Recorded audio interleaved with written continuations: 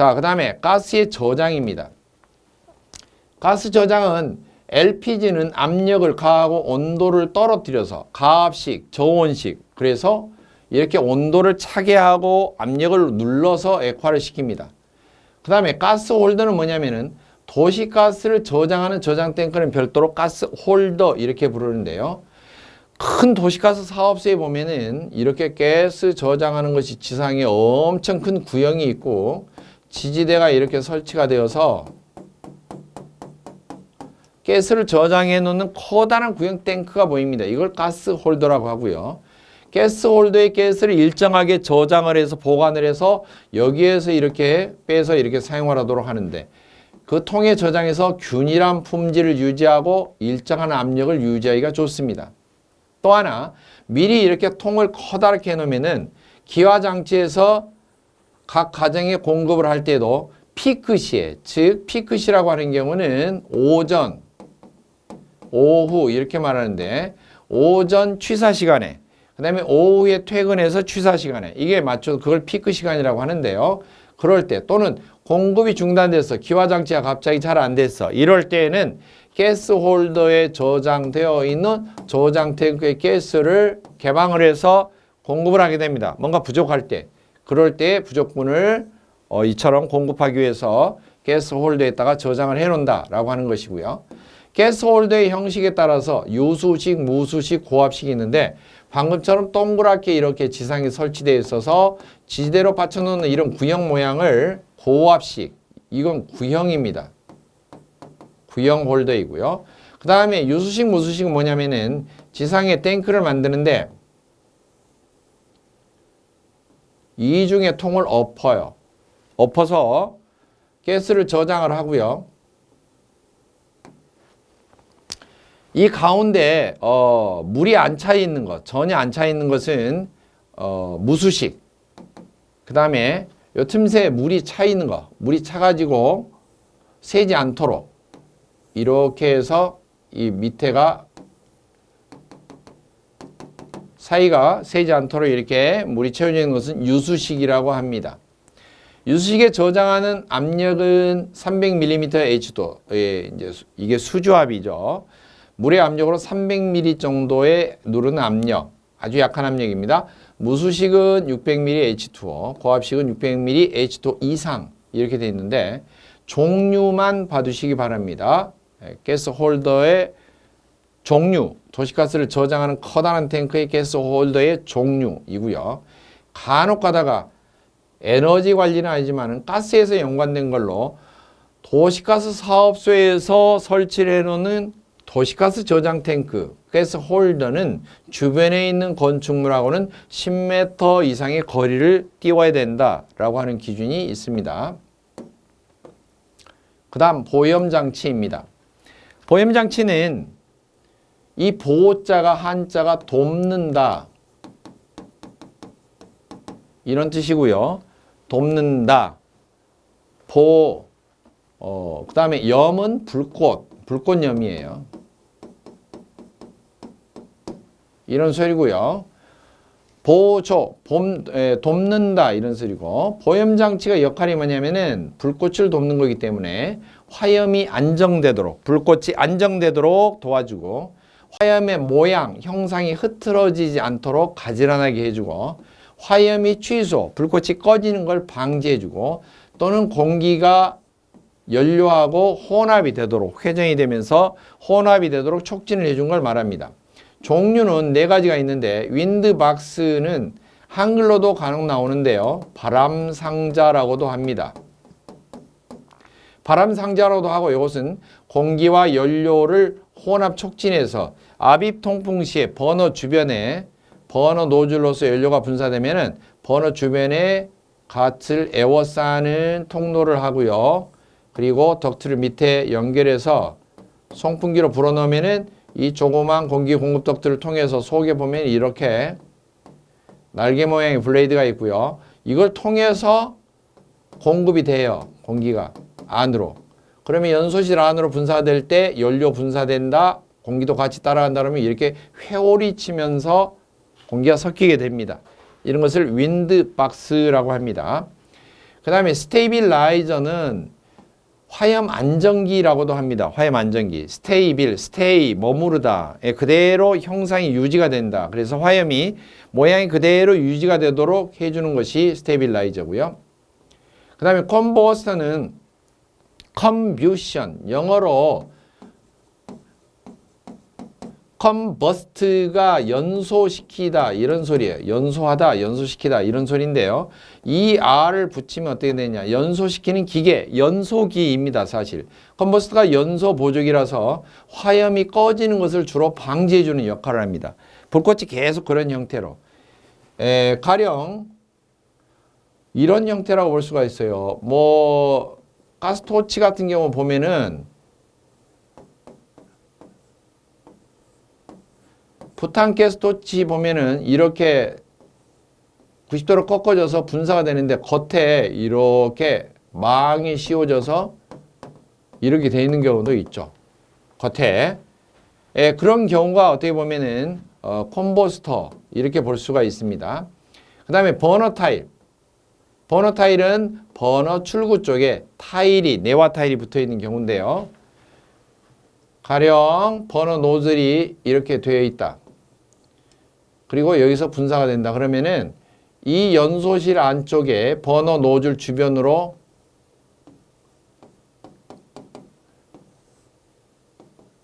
내화 타일을 붙여서 불꽃이 이 내화 타일 형상을 따라서 이렇게 곡선을 이루면서 분사되도록 이렇게 해주는 것을, 잡아주는 것을 버너 타일이라고 하고요. 화염이 분사될 때 형상, 모양이 예쁘게 조절이 되도록 해주는 것을 말합니다. 종류 명칭이 주로 4가지가 이렇게 써라. 2차 시험 문제도 나오고 보염장치 역할이 아닌 것, 종류가 몇 가지 있죠. 화염도 안정시키고 모양, 형상도 조절할 수도 있고 화염을 취소, 꺼지는 것을 방지해주는 그런 기능도 있고요. 공기와 연료를 회오리 치면서 섞이도록 이렇게 혼합을 촉진해주는 그런 장치도 있습니다. 다 통틀어서 보염장치라고 합니다.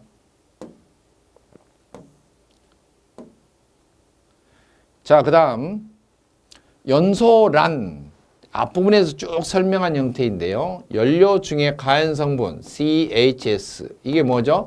탄소, 수소, 황 이 3가지 성분이죠. 탄소, 수소, 황 가연성분이 공기 중에 산소와 화합해서 산화되어서 빛과 열을 수반한다, 동반한다, 같이 따라온다, 낸다 이런 소리입니다. 자, 공기 중에 산화가 됐다고 해서 무조건 연소라고 부르는 건 아니에요. 가령 철이 있는데요. 철이 공기 중에서 산화가 되면은 뭐라고 하냐면 산화철, 화학적으로는 그렇게 말하는데 이게 빨갛게 녹슨 거예요. 녹슨 철이에요. 빨갛게 녹슬었는데 녹슨 철을 보고 철이 녹슬었다 그렇게 이야기하지 철이 연소가 됐다 이렇게 이야기하지는 않잖아요. 그처럼 공기 중에 산소와 화합할 때 빛과 열이 나야 되는데 철이 쇠가 녹슬 때 빛이 납니까? 화염이 보입니까? 그게 아니잖아요. 그러니까 그건 연소가 아닙니다. 그리고 하나 더 추가한다면은 공기 중에 산소와 급격히 화합하여 연소되는 속도가 산화되는 속도가 사실 급격히죠. 급격히 화합하여 빠른 속도로 화합해서 빛과 열을 내는 것이고 이 열 나오는 부분을 뭐라고 하느냐? 이게 발열량이죠. 발열량이고 공기 중에 산소와 화합하는데 이 합해지는 산소가 뭐냐 하면은 이론 산소량. 그럴 때 들어가는 공기가 뭐냐? 이론 공기량인데 계산상으로 그렇다는 것이고 실제 연소할 때는 이론 공기량만 가지고는 연소가 조금 어렵다. 그랬었죠. 덤으로 더 넣어야 된다. 기억나시죠? 그걸 과잉 공기라고 합니다. 실제 공기는 과잉 공기를 살짝 더 넣어야 됩니다. 그 다음 연소 형태입니다. 연료 종류마다 연소 형태가 조금씩 다른데 정리를 해보죠. 그리고 연소 장치 정리해 봅시다. 고체 종류는 석탄이나 목재 종류가 있어요. 그리고 이걸 구워놓은, 가공을 해놓은 코크스와 목탄이 있습니다. 석탄이나 목재는 분해 연소, 이거 뭐냐? 열에 의해서 성분들이 분해가 되어서 탈 수 있는 상태의 가연성 증기가 연료의 표면에서 나와요. 눈에 보이진 않지만 거기에 불이 붙어요. 그래서 분해 연소가 된다고 하는 것이고요. 코크스나 목탄은 공기를 차단한 채로 열을 잔뜩 가해서 그렇게 휘발분 성분이나 이런 걸 다 날려버려서 아예 그런 것이 없어요. 탄소 성분만 주로 남아있는데 이것은 불꽃이 일어나지 않고 연료 전체가 빨갛게 달구어지면서 전체적으로 연소가 돼요. 그게 표면 연소 방식이라고 하고 아무튼 고체는 다 뭘 쓰냐? 화격자라고 하는 걸 사용합니다. 그래서 고체를 공급하는 방식이 삽질을 해서 석탄을 삽질을 해서 수동으로 불 떼는 방식이다. 이 분이 뭐냐? 불 뗄 분자예요. 여러분 보일러 종류의 특징 2장 가운데에서 연소실의 위치에 따라서 뭘 했어요? 내분식, 외분식 기억나시죠? 밀가루 음식 분식이 아니고 분자가 나무, 목자 두 개 나란히 쓰고 숯불림으로 쓰고요. 월화수목금 할 때 불을 밑에 지피면 불이 타겠죠. 이게 불 뗄 분자예요. 그래서 여기 나온 수분식이라고 하는 게 그거예요. 수는 물숫자가 아니에요. 손숫자, 수동으로 불을 뗐다 이런 소리입니다. 수동으로 삽질로 공급했다. 이 수분식 화격자가 있고요. 그 다음에 연료로 공급하는 방식이 자동으로 착착착 넘어가면은 기계식 화격자라고 합니다. 기계식 화격자를 다른 말로 스토커 이렇게 말하고요. 이 스토커는 밑에 종류가 4가지가 쓰여 있는데요. 계산하쇠 4가지가 있습니다. 계산하쇠 암기 방법이에요. 계단식, 삼포식, 하입식, 쇠상식. 계단식은 차근차근 이렇게 컨베이어 벨트처럼 계단으로 된 모양의 연료를 위쪽에 공급하면은 공기는 밑에서 하부에서 공급되고 밑으로 내려오면서 차근차근 연소가 돼 연소되는 정도가. 그 다음에 삼포식은 막 뿜어버리는 걸 말합니다. 이게 뭐냐면은 무연탄 방식 같은 경우는 막 흐트려서 뿌려서 연소를 시키는 것이 삼포식. 하입식은 밑에서부터 공급해서 위로 타올라가는 방식이 하입식입니다. 이 계산하쇠가 4종류가 있고 어쩌다 한 번씩 등장하는 것입니다. 자주 등장하는 것은 절대 아닙니다. 계단식의 특징은 그냥 위에다가 내려오면은 밑에 내려가면서 연소가 되는데 밑에서부터 올라오는 열기 때문에 위쪽에 투입되었던 연료가 습기가 좀 많고 저질이다 할지라도 건조가 되면서 서서히 밑으로 어때요? 연소가 되는 것인데요. 쓰레기 소각로에 계단식 스토커를 사용하면 좋다라고 하는 것입니다. 그 다음에 액체연료 종류입니다. 액체는 휘등, 경중 4가지가 있는데 경질류가 바로 휘발유, 등유, 경유. 그래서 휘등경 3가지가 경자가 가벼울 경자죠. 가벼운 기름. 중질류는 무거운 것인데 휘등경중 가운데서 중이 해당되죠. 자, 중질류는 무거워서 상온에서 증발이 되지 않습니다. 경질류는 가볍고 그래서 상온에서 평상시 온도에서 쉽게 증발하기가 쉬워요. 그대로 그것을 그 증발하는 기체를 모아서 바로 버너로 분사해서 떼면 됩니다. 그 연소 방식을 뭐냐? 증발 연소라고 하고 그 연소 장치는 그런 버너는 증발식 버너다. 그렇게 이야기합니다. 그 다음에 중질류 같은 그 중유는 증발이 되지 않으니까 사실 가열을 해서 중유의 성분이 열에 의해서 분해가 되면서 가연성 증기가 나오게 되면서 연소가 되는 것이 원래 맞아요. 그게 분해 연소인데 분해 연소가 될 때까지 가열을 하면은 폭발, 인화의 위험이 있다. 그래서 실질적으로는 적당하게 조금만 애열을 하고 물처럼 녹기 시작하면은 안개처럼 분사하죠. 안개처럼 분사해서 연소를 하기 때문에 무화 연소를 한다. 이렇게 말하고요. 거기에 사용되는 버너가 무화식 버너. 네, 했지 않습니까? 네, 유압식 버너도 있고 회전식 버너도 있고 고압계류식도 있고 저압계류식도 있고 또는 유압식 버너 소형에다가 송풍기 소형을 부착을 해서 조합을 한 건 타입 버너, 총형 버너도 있다. 그렇게 이야기했습니다. 그 다음 기체연료 종류는 액화시킨 게 있고 기체로 그대로 사용하는 게 있죠. 액화시킨 경우는 먼저 증발이 되죠. LPG 저절로 증발되죠. 예, 그렇게 되는 것이라 증발 연소이고요. 그냥 기체 상태로 공급되는 거. 가정용 보면은 도시가스, 가스 밸브가 열면은 기체 상태로 그대로 나오죠. 그리고 배관 자체에서 공급될 때도 도시가스는 그냥 기체로 공급되죠.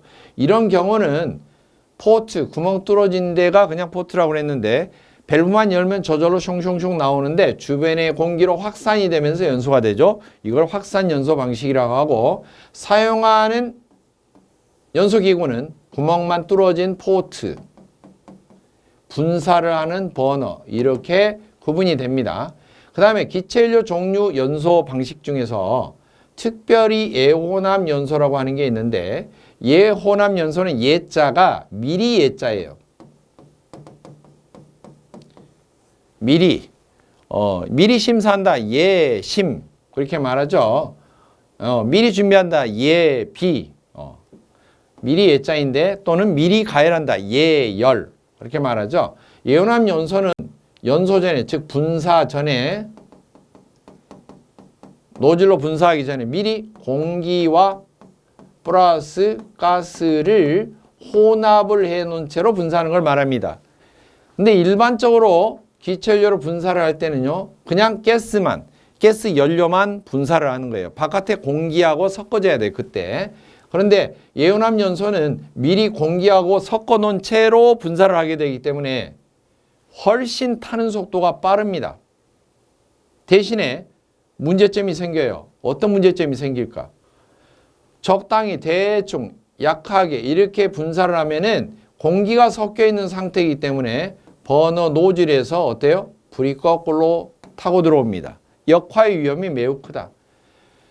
화염 온도가 높고 연소 속도가 빠르지만 분무합이 잘 맞지 않으면은 거꾸로 배관을 타고 들어오는 역화의 위험성이 크다라고 하는 경우에 따라서 구멍만 뻥뻥 뚫어지는 방식의 가정용 가스레인지 방식은 안 되고, 압력을 가해서 분사하는 버너 방식만 사용한다. 이온암 연소 방식을 채택할 때는.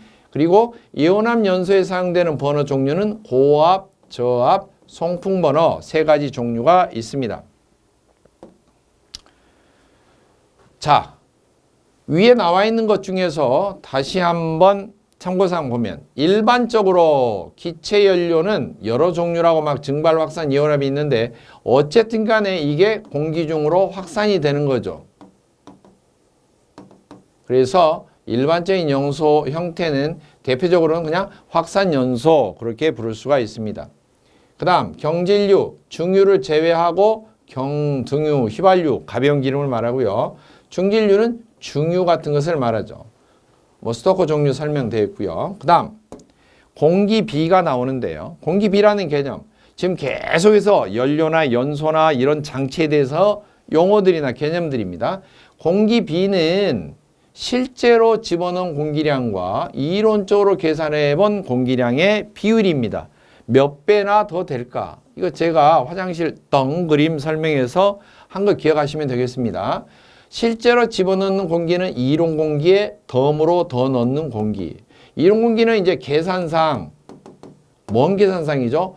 연소 반응식, 연소식에 의해서 정확하게 그냥 화학 반응식으로 계산해 본 그 양만큼을 이론 공기라고 하고, 그만큼만 집어넣으면 연소 안 된다고 그랬죠. 왜? 공기가 연료 겉에 그냥 이렇게 차근차근 순번표, 대기표 뽑아가지고 기다리면서 머물렀다 연소가 되는 게 아니고, 송풍기로 공기를 불어넣으면 연료가 분사되면서 그냥 연료 타기도 전에 굴뚝으로 먼저 날아가 버린 도망가는 공기도 있고 하기 때문에 덤으로 반드시 더 집어넣어야 된다 그랬어요. 그래서 이 덤으로 더 넣는 공기까지 합해 준 게 실제 공기입니다. 자, 공기비가 크다. 공기비가 클수록 어떤 이야기가 되느냐? 과잉 공기가 많다. 이런 소리죠. 실제로 집어넣는 공기가 크다는 것은 이론적으로 계산하는 것은 변하지 않습니다. 화학 반응식이 정해져 있기 때문에 과잉 공기량이 자꾸 많이 들어가면은 공기량이 실제로 많이 증가하게 되는 것이고, 따라서 이걸 계산하는 공기비가 커지는 거죠. 따라서 공기비가 크다는 말은 과잉 공기량이 많고, 과잉 공기량 속에 들어있는 과잉 산소량도 많아진다는 것이고, 이럴 때 과잉 산소 때문에 산화가 촉진이 되어서 고온부식이나 초온부식이 증가합니다. 뿐만 아니라 공기비가 너무 크다는 것은 공기량 자체가 많기 때문에 굴도로 나가는 배기 가스 양 자체가 많아져요. 양 자체가. 그러면은 배기가스 손실 열량이 커지겠죠. 어쨌든 간에 열량이라고 하는 개념은 항상 양, 비, 온이잖아요. 배기가스 량이 증가해요. 공기를 많이 넣으니까 많은 것이 흘러가죠. 연소실 안을 식히고도 나올 만큼. 그래서 연소실 속이 어떻게 되느냐? 집어넣은 공기로 인해서 연료가 탈 때 나오는 열은 충분히 있는데 그 열이 미처 전열면으로 흡수되기 전에 더 많은 공기가 막 계속 차가운 공기가 들어오면은 연소실의 온도가 떨어져요. 오히려. 그럼 이상하게 되죠. 연소실의 온도가 분명히 불이 안 탄 건 아니야. 다 타요. 근데 연소실이 차가워. 잘 이해가 안 된다고요? 음식을 안 먹는 건 아니야. 충분히 먹어. 뱃속이 차다고요. 그럼 몸이 어때요? 정상이에요? 아니면 부르르 떨어요? 불불 떨죠? 그리고 쏟죠? 어디? 화장실에서 쏟잖아요. 연소실의 온도가 차요. 그런데 열은 분명히 나와. 이상한 상황이 되죠. 그래서 연소실이 떱니다. 떨면서 연소가 되는데요. 진동 연소가 돼서 실질적으로 가정용 보일러 같은 경우도 보일러 설치될 때 분명히 연기가 나오는 색깔 보면 투명해. 아, 투명하다. 공기가 부족한 건 아니에요. 매연이 나오는 것도 아니야. 그런데 보일러가 심하게 떨 때는 두 가지 원인이 대표적인데요. 이렇게 진동이 일어날 때는 첫째, 공기가 과다일 때요. 연소실의 온도가 떨어져서 공기가 과다하게 들어가면 떱니다. 부르르 떨어요. 두 번째로는 수평이 안 맞아요. 설치 시 수평이 안 맞았을 때도 떱니다. 속에 공기가 체류한다든지 본체 내부에 잘 순환이 되지 않는다든지 수평이 맞지 않아서 그런 경우도 진동이 올 수가 있어요. 자고로 연소 현상 때문에 진동이 생긴다. 공기비가 너무 크다. 공기량이 과다하게 들어갔다. 이런 소리가 됩니다. 그 다음 기체연료의 이온암 연소입니다. 예, 조금 전에 기체연료의 이온암 연소 간단히 설명했는데 여기 다시 설명되어 있죠. 자세히 공기와 연료를 미리, 한자로 미리가 예죠. 혼합해서 분사를 해서 연소하는 방식이고 연소 속도가 빠르기 때문에 순식간에 연소가 되어서 고온의 화염이 나옵니다. 그러나 분사하는 압력이 잘 맞지 않으면은 역화이온, 백파이어 위험이 됩니다. 배관을 타고 들어올 수가 있고요. 연소장치는 구멍만 뻥뻥 뚫리는 포트는 절대 안 된다. 반드시 버너를 쓴다. 그리고 이 사용하는 버너는 세 종류가 있다. 고압 버너, 저압 버너, 송풍 버너. 이렇게 이온암 연소에는 세 가지 버너를 사용한다. 그런 소리입니다. 자, 그 다음에 공기량입니다. 지금 공기량이 많을 때, 공기비가 커질 때 이야기가 나왔기 때문에 공기량에 따른 연소 현상이 어떻게 될까? 첫째, 공기비가 부족하다. 공기가 적게 들어가는 거예요. 공기비가 좋다, 적절하다. 공기비가 과대하다. 너무나 과잉 공기가 많이 들어가는 거죠. 그러면 화염의 먼저 색깔 보겠습니다. 이것은 액체 연료, 특히 중유를 기준으로 계산이 된 겁니다. 설명이 된 거고요. 만약 가스 연료로 사용한다. 기체 연료는 뭐 불꽃 자체가 색깔 자체가 파랗게 보인다든지 이게 색깔이 구분이 안 되는데요. 화염색 또는 연소실 내부의 색깔이 공기가 적절하면은 밝은 오렌지색이 돼요. 그런데 이걸 투식으로 들여다보면 버너 입구 쪽에 보면은 내화유리로 된 투식구가 있다고 그랬죠. 공기가 부족하면 어떠냐? 색깔이 암적색. 암적색은 어두울 암자예요. 어두운 적색, 불구족주간 색깔이 된다. 이런 소리고요. 공기가 너무 과다하게 되면 어떻게 되느냐? 회백색이 됩니다. 환하게 보여요. 그냥 밝은 오렌지색이 좋은 거지 너무 회백색이 돼서 이게 막 그냥 이 백색에 가깝게 이렇게 되는 것은 안 좋다라고 하는 경우입니다. 그 다음 연료율입니다. 연료율은 공기가 적절할 때는 효율이 좋습니다. 손실도 적고요. 그런데 공기가 부족하면 어떻게 되느냐? 연료가 타지를 않아요. 불완전 연소가 되면 열량 발생이 되지 않습니다. 따라서 전체적으로 효율이 떨어지게 되고요. 만약에 공기가 너무 많다면 어때요? 안 타는 건 아닌데 공기가 많으면은 공기가 불어내는 효과가 생겨버려요. 배기가스를 갖다가 연소가스를 굴뚝으로 막 밀어내버려요. 오히려 공기가 너무 많기 때문에 많이 지나가기 때문에 연소실이 식어버리죠. 노내가 냉각이 되고 오히려 배기가스로 빠져나가는 양이 많아지고 그것 때문에 배기가스 손실 열량이 많아져서 열 효율이 떨어지게 됩니다. 뿐만 아니라 연소실이 식은 상태로 강제로 막 분사해서 연소가 진행이 되면은 뱃속이 차가운 채로 음식 넣는 것하고 똑같다고 그랬죠. 부르르 떱니다. 진동연소가 되고요. 공기가 부족할 때는 연소가 어떻게 되느냐? 매연, 시커먼 연기, 그름이 발생하는 거죠. 자, 그 다음에 공기비가 적절할 때 화염은 어떤 성질을 지니느냐? 화학적으로. 공기가 적절하면은 공기 자체가 그냥 그대로 연소하는 데만 사용이 되어서 화염이 불꽃이 그대로 중성입니다. 중성. 그냥 타고 있는 그 상태예요. 그래서 그걸 중성염이라고 하고요. 공기가 많이 들어갔다 그러면은 과잉 공기도 많다 이런 소리고요. 과잉 공기가 많다라고 하는 것은 과잉 공기 중에 뭐가 남아도는 산소가 많이 포함된 불꽃이 돼요. 불꽃은 불꽃인데 공기가 너무나 많이 남아도니까 그 공기 중에 들어있던 산소가 포함되어 있는 불꽃. 그래서 산화염이라고 하고 화염 중에 산소가 O2가 포함되어 있다. 이게 무슨 말이냐? 화염이 불꽃이 닿는 곳마다 높은 온도인데 산소가 포함된 상태면은 그 닿는 물질 표면이 산화가 되기 쉽다. 금속 같으면 녹슬기 쉽다. 이런 소리예요. 그 다음 공기가 부족하면 어떻게 되느냐면은 화염 중에 덜 탄 가스 CO, 일산화탄소가 포함되는데요. CO 중에 불꽃 중에 CO가 포함돼서 자꾸 나간다 그러면 이 CO는 한 번 더 타려고 합니다. 한 번 더 탄다고 하는 것은 산소 반틈을 빨아들여서 CO2가 되려고 그래요. 탄산가스가 마저 되려고 합니다. 다 타려고 그래요. 그러면 주변에 금속이라든지 철제라든지 이런 게 녹슬어 있다. 녹슬어 있다는 말은 생활 가운데 용어고 화학적으로 말하면은 산화가 되었다. 금속 중에 어떤 산소들이 이렇게 결합이 돼서 산화되어 있으면 그 산소를 빼앗아 가려고 그래요. 오히려 CO라고 하는 일산화탄소가 고온 상태에서 이 산소를 빼앗아서 CO2가 되려고 합니다. 그러면 이 금속 입장으로 보면 산소가 돌아가지고 자리를 차지하고 있으니까 산화가 돼서 녹슬었는데 빼앗아 가니까 다시 옛날의 명예를 되찾습니다. 화학적으로는 산화됐던 것이 원상태로 되돌아가면은 산화됐던 것이 원상태로 되돌아가 이 무단 침입에서 자리를 차지하는 산소가 다시 나가요. 그런 경우는 뭐냐? 환원됐다 그렇게 말해요. 따라서 화염 중에 일산화탄소가 포함된 이런 불꽃은 녹슨 금속 표면에 그것을 산소를 오히려 떼어가는 역할을 해서 환원염의 성질을 지닌다. 그래서 무조건 녹슨 금속에다 대고 환원염으로 이렇게 불완전 연소시켜서 불을 든 이런 의미는 아니고요. 그러면은 어차피 효율이 감소하기 때문에 생돈 들어가는 거죠. 이걸 명심해야 됩니다. 자, 그 다음 공기비가 적절할 때 중유를 연소할 때는 어떻게 되느냐 하면은 화염색이 밝은 오렌지색이다. 이것 좀 보시고요. 그 다음에 연기 나오는 굴뚝으로 나오는 색깔은 옅은 회색, 연한 회색이 된다. 수증기가 몽글몽글 올라오는 처럼 연한 회색이 된다. 그렇게 알아두시고요.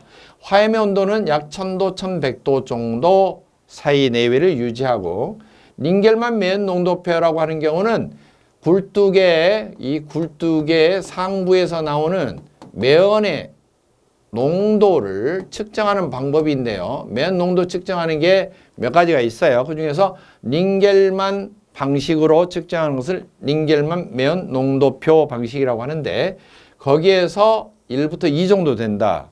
링겔만 매연 농도표는 0부터 5까지에서 각각 숫자 1 올라갈 때마다 진해는 정도가 완전히 투명할 때부터 해서 완전히 암흑색이 될 때까지 5단계로 해서 1, 2, 3, 4, 5단계로 되어 있는데 1번, 2번 사이에 해당되다라고 하는 경우는 투명한 것도 아니고 완전 암흑색도 아니고 이쪽은 가운데 안쪽이기 때문에 연한 회색 이렇게 됩니다. 자, 그 다음 지금까지는 연소에 대해서 살펴봤는데요. 연소가 되려면 어차피 연소란 것은 연료가 들어가고 분사가 되면은 뭣도 같이 들어가죠? 공기가 들어가겠죠. 공기가 들어가서 혼합이 되어서 타고 나면은 연소가스가 되고요.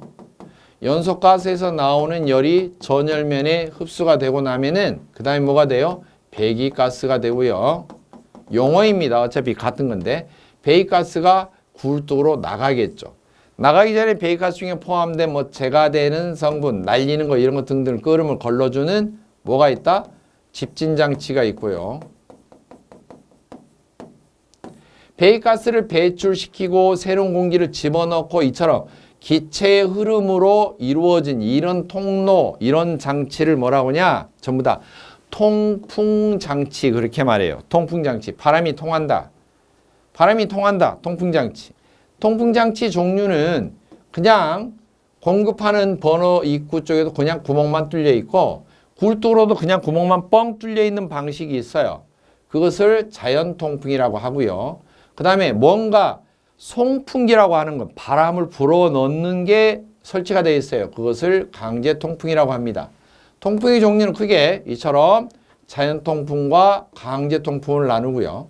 강제통풍은 송풍기 설치 위치에 따라서 버너 입구 쪽에 앞쪽에 있어서 밀어 넣으면 앞입통풍. 이 앞자가 누를 앞자예요. 앞에서 압력을 가해서 넣는다는 소리지 앞에 있다는 소리가 아니죠. 그 앞은 피읍 받침이잖아요. 자, 그러면은 두 번째 뭐가 있냐? 배기가스를 빼내는 굴뚝 쪽에 연도 측에 설치가 되어 있어요. 그래서 빨아내는 쪽으로 공기를 쭉 빨아들입니다. 배기가스 빨아들이면 버너 입구 쪽에서 공기가 빨려 들어오는 거예요. 그것을 흡입통풍. 버너 입구 쪽하고 연도 쪽하고 같이 달아놔요. 그러면은 평형통풍. 세 가지가 있어요. 자, 이게 강제통풍 종류이고요. 자연통풍은 배기가스가 뜨겁고 외기는 차갑고 해서 뜨거운 거 차가운 거 섞여지면 뜨거운 게 위로 팍 떠오르죠. 이처럼 배기가스와 외기의 온도 차에 따른 비중, 무게 차이를 이용해서 굴뚝을 통해서 저절로 통풍하는 방식을 자연통풍이라고 하고 송풍기가 없습니다. 이런 자연통풍에서 통풍력, 배기가스가 빠져나가는 힘, 얼마나 세게 나가느냐 이것을 통풍력이라고 하는데 그걸 증가시키려면 굴뚝을 높인다예요. 굴뚝을 다른 말로 연돌이라고 하는데 배기가스가 본체를 통과하고 나서 빠져나갈 때 수평 부위에서 설치되는 것이 과, 재, 절, 공이라고 하는 장치가 있었다면 이 수평 부위 통로를 연도, 길도자를 쓰고요. 수직으로 선 것을 이 부분을 뭐라고 하냐? 연돌이라고 합니다. 굴뚝이고요. 연돌이라고 하는 것은 돌출, 소술돌자예요. 돌출되었다. 수직으로. 연기가 나가는 코스가 수직으로 돌출되었다. 그게 연돌입니다. 그래서 연돌의 높이를 높인다. 이 말은 굴뚝의 높이를 높인다. 이런 소리입니다. 그 다음 배기가스를 뜨겁게 하면은 잘 나갑니다. 뜨거운 것은 가벼워져서 부피만 팽창해서 잘 빠져나갑니다. 그러나 효율이 떨어지는 단점이 있죠. 기껏 불 떼서 배기가스를 더 뜨겁게 하면은 사실 불을 뗀다는 말은 돈을 뗀다는 거죠. 그러니까 열 효율이 안 좋아지는 거죠. 그 다음 연도를 넓은 것을 써요. 좁은 걸 쓰는 게 아니라 상부의 단면적을 굴뚝을 큰 걸 쓴다는 거죠. 통로가 넓어지면은 잘 나간다는 것이에요. 그 다음 연도에 구부러지는 굴곡부. 연도가 지금 이 그림상으로는 직선으로 되어 있는데 굴뚝의 위치에 따라서 한 번 꺾고 두 번 꺾고 세 번 꺾고 이렇게 빠져나갈 수도 있잖아요. 코스를 한 번에 안 가고 이렇게 한 번 꺾고 두 번, 세 번 이런 식으로 꺾을 수가 있는데 그 꺾어지는 부위가 굴곡부인데 연도에서 수평으로 갈 때 꺾어지는 굴곡부 개수를 적게 해야 되고요. 사실상 가정용 같은 소형량 이런 보일러에서는 3개소 이내로 구부러진 부분이 3개소 이내가 되는 게 좋습니다. 설치 시공상. 그 다음 되도록이면은 길이를 짧게 하는 것은 수평부로 가는 길이가 즉 굴뚝에 도달하기 전까지 길이가 길면 길수록 흘러가다가 힘이 빠져서 결국에 연기가 못 올라간다는 소리입니다. 길이를 짧게 해야지 잘 빠져나갑니다. 그 다음 강제통풍은 송풍기를 설치하는 위치에 따라서 연소실 입구에 설치하면 압입, 연도 측에서 빨아내면은 흡입, 흡입통풍은 다른 말로 유인통풍이라고 하고요. 연소실 앞에서 밀어넣는 방식이다. 그러면은 소개가 연소실이 압력이 빵빵하게 차는 거예요. 자, 앞쪽에서 밀어넣으면 어때요? 여기가 빵빵하게 차죠. 이 압입통풍은. 그런데 빨아내는 방식으로 이쪽이가 설치가 되어 있으면요, 막 빨아들이면 여기가 텅 비게 됩니다. 그러면 대기압보다도 더 빵빵하게 막 압력이 빵빵하게 올라가는 거 보고 뭐라고 하냐? 플러스 압, 정압 이렇게 말하고요. 대신에 대기압보다 떨어져요. 자꾸 빨려 나가요. 압력이 뚝뚝 떨어져요. 마이너스 압력. 같은 말로 부압 이렇게 말하는데요. 압입 통풍은 연소실 내부가 막 입구 쪽에서 밀어 넣기 때문에 정압이 되고, 흡입 통풍은 연도 측에서 송풍기가 막 빨아들여 버리니까 연소실이 텅 비게 되겠죠. 연소실 내부가 부압이 됩니다. 자, 그런데 만약에 이게 평형 통풍 같으면 어떻게 될까요? 연소실 입구에도 설치가 됐고 연도에도 같이 설치가 되어 있기 때문에 연도 측을 세게 돌리면 연소실이 텅 비게 되고요. 반대로 연소실 입구 쪽을 세게 돌리면 연소실 소개가 빵빵하게 되고요. 그래서 연소실 내부의 압력을 조정하기가 좋습니다. 그 다음 압입 통풍을 너무 세게 밀어넣거나 흡입 통풍을 너무 시원찮게 약하게 빨아들일 때는 연소실 내가 화염이 막 치솟고 있기 때문에 앞에서 너무 훅 하고 이게 불면은 미처 배기가스가 못 빠져나간 상태에서 훅 부는 압력 때문에 거꾸로 치솟을 수가 있다. 옛날 시골에 아궁이 같은 데 보면은 어때요? 불이 잘 안 타고 시원하게 안 빠져나가는데 대고 그냥 서서히 불이 나는데 훅 하고 이렇게 세게 불면 어때요? 화염이 거꾸로 확 치솟고 재가 얼굴 쪽으로 확 날리죠. 바로 그런 것입니다. 그 다음에 빨아들인 쪽에서 뒤에서 시원찮게 빨아들이면은 연소실 내 화염이 가득 차서 입구 쪽으로 치솟아 나옵니다.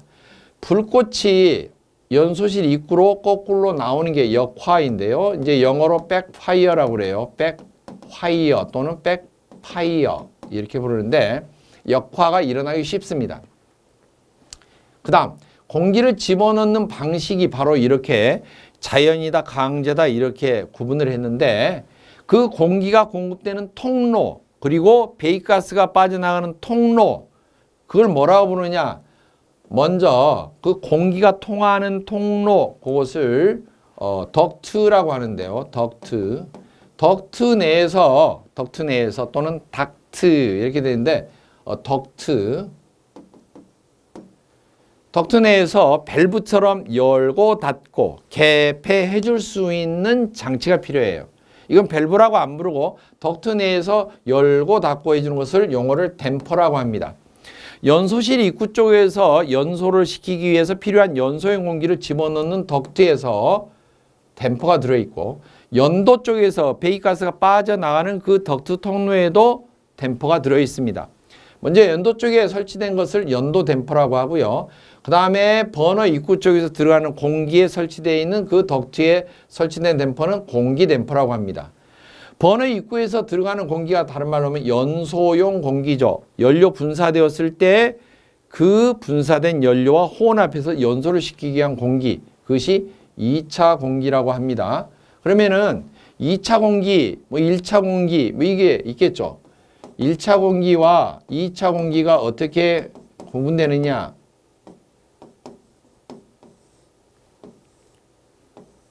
고체 연료일 때는 1차 공기는 화격자 밑에서 올라오는 공기고요.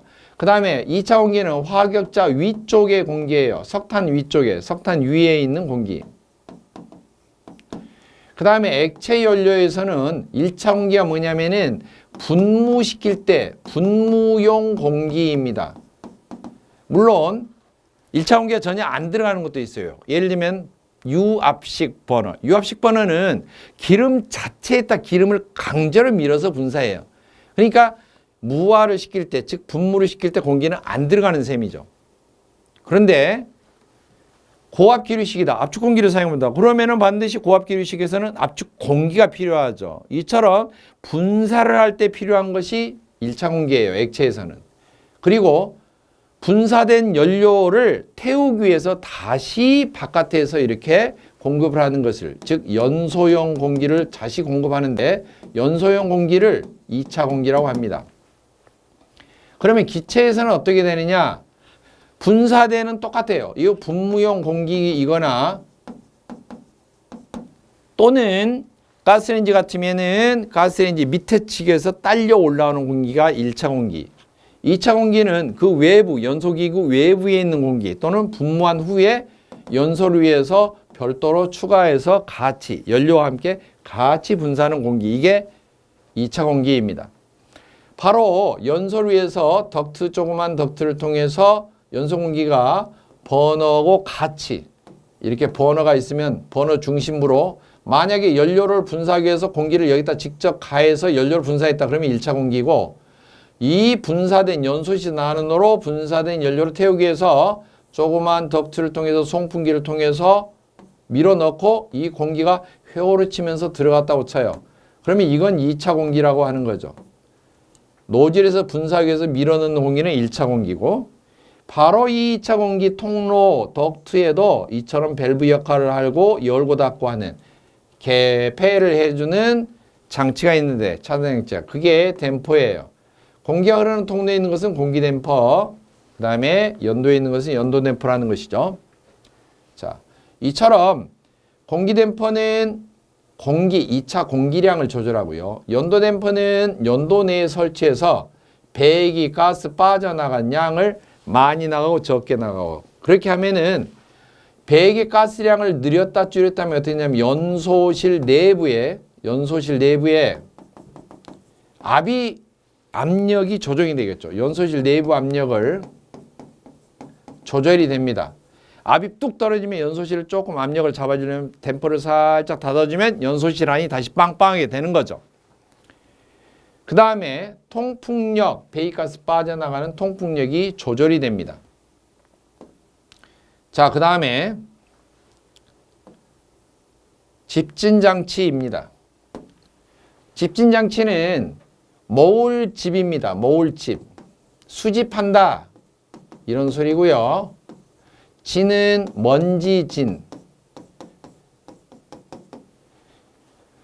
원래는 그 먼지를 모은다라는 개념보다는 배기가스 중에 포함되어 있는 작은 입자 상태의 재가 날리는 것을 막아주거나 재를 걸러주거나, 주로 재이고요. 끓음 같은 것도 걸러주기도 합니다. 그런데 집진장치로 이렇게 되어 있어요. 사실은 재라고 하면은 그래서 집회장치 이렇게 하는데, 집회 그러면 사람이 모이는 것을 보통 오해하기 쉬워서 집진장치로 이렇게 부릅니다. 굴뚝 직전에 설치하고 배기가스 중에 먼지, 재, 끓음 이런 것을 제거하는 걸 말하고, 그냥 배기가스 중에 나가는 통로 중에 물을 뿌려서 또는 물을 통과해서 걸러내면 습식, 그냥 그대로 배기가스를 어떤 장치나 원리를 통해서 그냥 걸러내면 건식, 마른 상태로 제거를 하는 것을 건식이라고 합니다. 습식은 원리가 비 온 뒤에 보면 하늘이 맑죠. 그 이유는 공기 중에 포함된 어때요? 미세먼지 이런 게 빗물에 같이 씻겨 내려가기 때문에 그렇죠. 그래서 습식이라고 하는 경우는 유가회, 유수식, 가압수식, 회전식 세 종류가 있는데, 습식은 대체적으로 건식에 비해서 집진 효율이 좋다, 먼지를 잡아주는 효과가 탁월하다, 깨끗하게 나간다. 하지만 배기가스가 압력 손실이 크다라고 하는 경우는 뭐냐? 배기가스가 식어버려요. 배기가스가 식으면 어떻게 돼요? 차디 차면 굴뚝으로 잘 못 올라갑니다. 배기가스가 뜨거우면 부피만 팽창해서 굴뚝을 뚫고 잘 올라갑니다. 뜨겁게 가열된 상태면. 그런데 식어버리면은 통풍력이 뚝 떨어져요. 나가는 힘이 뚝 떨어져요. 즉 통풍 압력이 떨어져. 배기가스의 통풍 압력이 많이 낮아진다. 압력 손실이 크다는 말은 그 말입니다. 그리고 건식의 종류는 뭐가 있냐?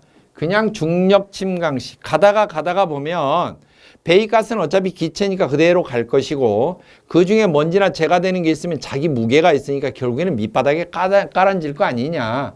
그러니까 깔아앉을 때까지 그 통로를 계속 길게 뽑는 거예요. 얼마나 무식한 방법입니까? 그게 중력 침강식. 현장에는 없다고 보시면 됩니다. 그 다음에 관성력식. 관성력은 뭔가 한 방향으로 움직이는 물체가 있으면은 계속해서 그 방향으로만 움직이려고 하죠. 관성력의 힘을 많이 받는 것은 움직임이 활발하지 못한 둔한 것들이 많이 받죠. 배기가스가 통과하는 통로에 방해판들을 막 두거나 이러면 어때요? 기체는 이렇게 살살 피해서 가는데요. 먼지나 입자 같은 거, 재 같은 경우는 퉁 부딪히면 방향 전환 못하고 뚝 바닥에 떨어지고, 퉁 부딪히면 뚝 떨어지고 이렇게 합니다. 그런 것을 관성력식이라고 하고요. 그 다음에 원심력식은 통과하는 기체 통로에 이중으로 된 통로를 놓고요. 자, 이 배기가스가 이렇게 들어오면은 먼저 안쪽으로 가운데에 있는 통로를 감싸고 겉으로 이렇게 회전하도록 해요. 그럼 밑에까지 내려가면 어떻게 되냐면은 뺑 돌면서 밑으로 가면은 화살표 방향으로 무거운 재나 먼지는 밑으로 그냥 향해서 떨어집니다. 그래서 밑에 집진통을 하나 놔두고요. 대신에 배기가스는 회전을 하더라도 밑에 갔더라도 뜨거운 상태의 열기로 인해서 다시 위로 솟아요. 그래가지고 굴뚝으로 빠져나갑니다. 이처럼 회전을 시켜서 먼지나 재는 밑으로 떨어지게 하고 배기가스는 중앙 다시 통로를 통해서 올라가서 빠져나가게 만드는데 이런 경우를 원심력식이라고 하고 회오를 치면서 나가서 이것을 사이클론식이라고 하고 이것을 여러 개 배치하면은 멀티자를 붙여서 멀티 사이클론식이라고도 합니다. 그 다음에 여과식이 있는데 여과식은 배기가스가 빠져나가는 통로에 진공청소기 같은 필터 주머니를 놔둬요. 필터 주머니, 그러니까 가방 형태로 된 주머니 형태로 된 필터를 끼워 놓으면은 필터에 다 걸러지겠죠. 그러나 통과할 때 압력이 뚝 떨어지겠죠. 연기가 잘 못 나가는 형태가 되고요. 그 다음에 전기가 나가는, 먼지가 나가는 코스에, 배기가스가 나가는 코스에 전극봉을 둬요. 정전기를 띤 전극봉을 두면 먼지나 재가 그 전극봉에 달라붙어요. 책받침 마찰에서 머리카락 때문에 머리가 달라붙듯이 먼지가 달라붙어요. 이런 것을 전기식이라고 하고요. 단일한 한 종류로 집진 효과가 가장 집진율이 좋은 것, 최대는 전기식입니다.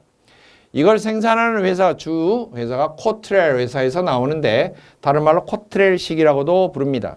코트렐이 번역하면 전기란 뜻은 아니고요.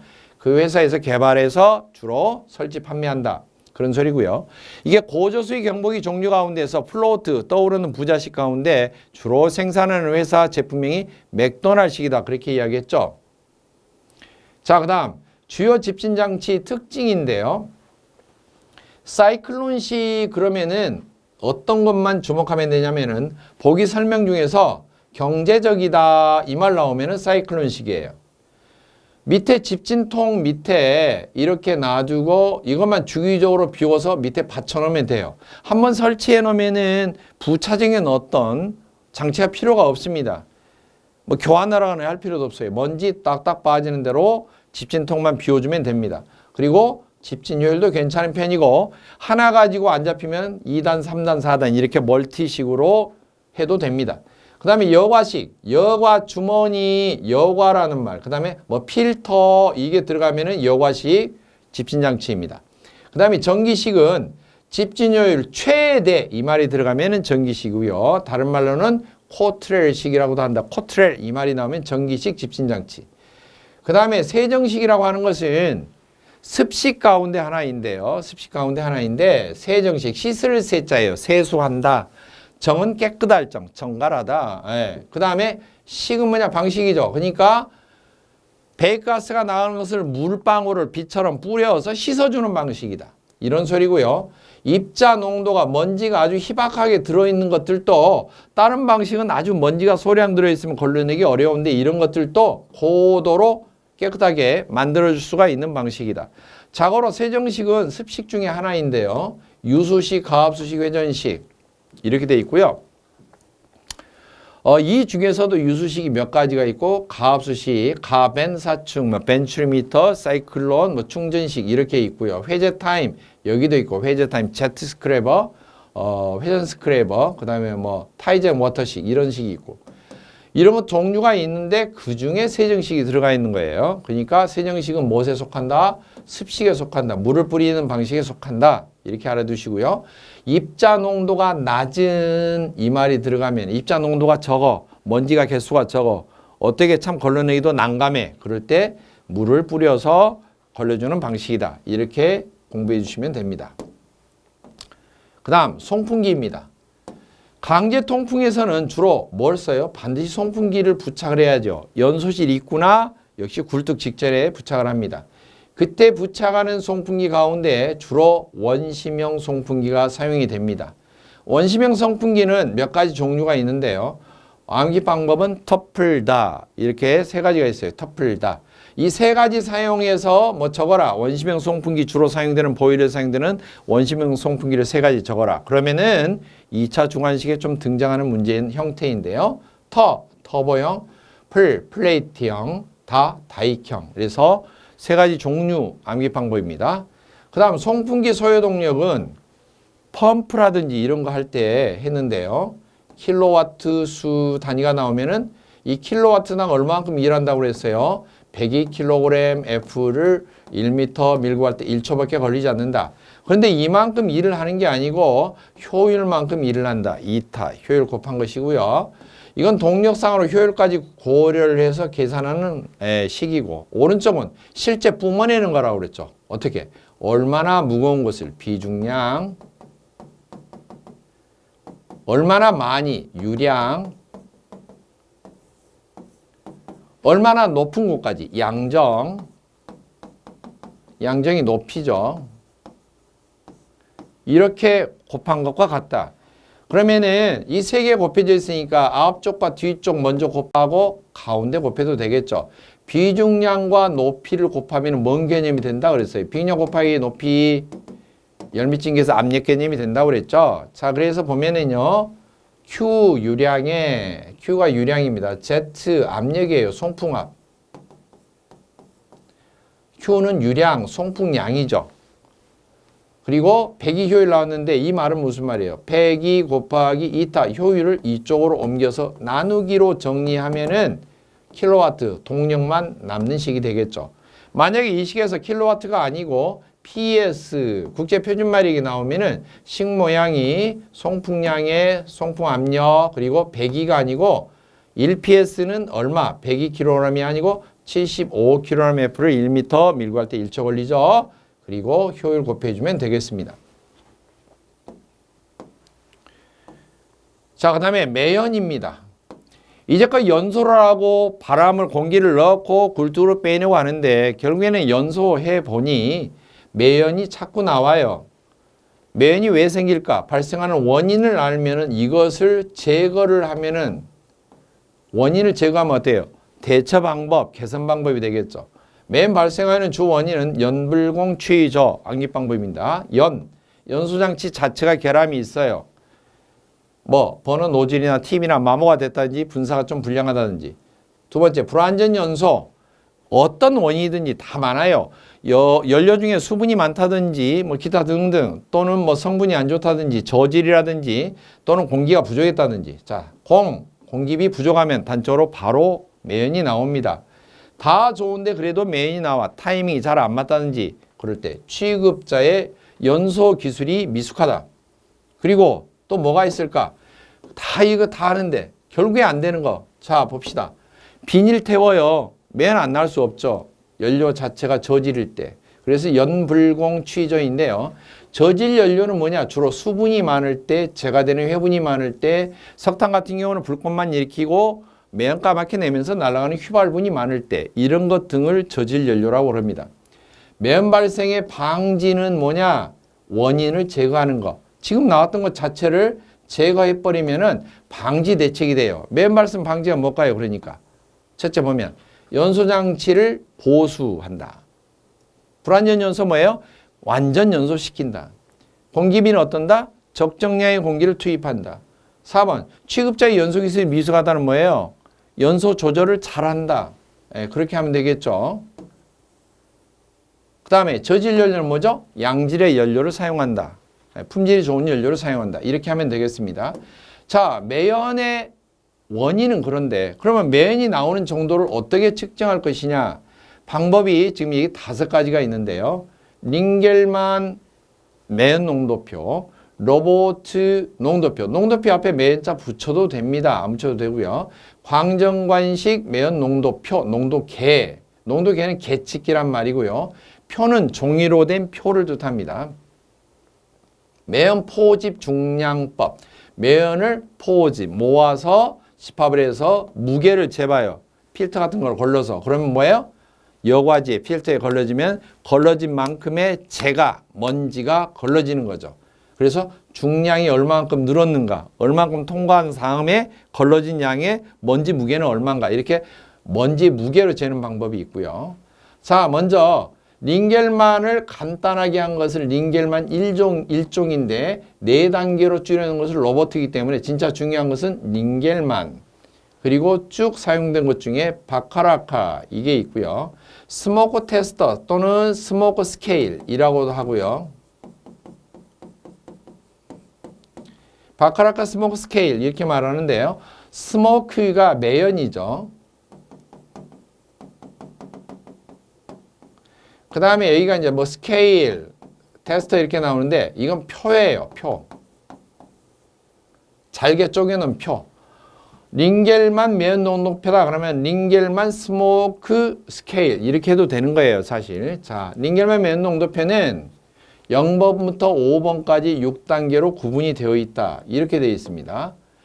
연돌 위에서 배출되는 매연과 관측자 앞에 놓인 매연 농도표를 시각에 의해서 눈으로 그냥 보고 비교 측정해서 6단계 중에서 어디에 속하는가를 계산을 해보는 거예요. 자, 그러면은 어떤 소리냐면은 링겔만 매연 농도 측정 방법이 있는데 시험 문제는 안 나오지만 저게 여기가 조금 어려우면은 이렇게 보는 거예요. 자, 관측자와 연돌 거리가 30 내지 39m 떨어진 위치에서 관찰을 합니다. 이게 굴뚝이 있으면은 사람이 이게 떨어져 있는 거죠. 이 위쪽에 나오는 연기를 관찰을 하고요. 치다보고요. 몇 미터 떨어진다고요? 30 내지 39m 떨어진 지점에 서요. 그리고 관측자 전방으로 16m 떨어진 곳에 눈의 위치와 동일한 높이, 눈높이로 요만큼 16m 앞에다가 이렇게 이젤 받침대 놓고요. 농도표를 여기다가 놔요. 그러면 농도표가 어떻게 생겼냐면 이런 표예요. 하얀 거, 살짝, 그 다음에 조금 더, 완전히 암흑색 이런 식으로 0번부터 1, 2, 3, 4, 5 투명, 암흑색 이렇게 해서 색깔을 구분하는 표를 놔두고요. 연돌 상단부의 30 내지 45cm 지점의 연기 색깔을 비교합니다. 즉 어디를 관찰하냐면 굴뚝으로부터 30 내지 45cm 지점의 연기 색깔을 보고 그 다음에 매연 농도표 색깔을 봐서 이 색깔과 이 색깔이 어디 색깔이 일치한다. 그래서 번호를 알아낸다는 거죠. 그런데 한 번만 측정한 것이 아니라 여러 번 반복해서 측정을 합니다. 날씨에 따라서도 다르고 그러니까. 그리고 주변에 하늘색이 너무나 환하거나 너무나 캄캄하고 어두울 때는 측정하지 않고요. 그 다음 태양이 이쪽에 있어서 태양빛이 정면으로 비추면 눈이 부셔서 안 보이니까 태양을 측면에다 놓고 측정을 합니다. 되도록이면 측면에다 놓고 태양 광선을 측면으로 받는 위치에서 측정하는 게 좋다. 10초 간격으로 계속해서 반복 실시해서 여러 차례 측정을 해서 한 번 재고 쳐다보고 또 10초 있다가 한 번 재고 쳐다보고 이렇게 해서 여러 번 해서 평균값을 취할 것 이렇게 돼 있는데요.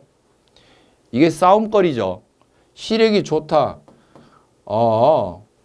이거 검사로 나왔는데 이거 몇 번 아니냐. 근데 바람이 그동안에 불었어요. 1, 2조 사이에. 관리자가 보고 취급자가 보고 아니다. 저기 봐라. 매연이 아니지 않느냐. 서로 싸움 나잖아요. 이건 말이 안 되죠. 그래서 예전에는 이런 방식으로 했어요.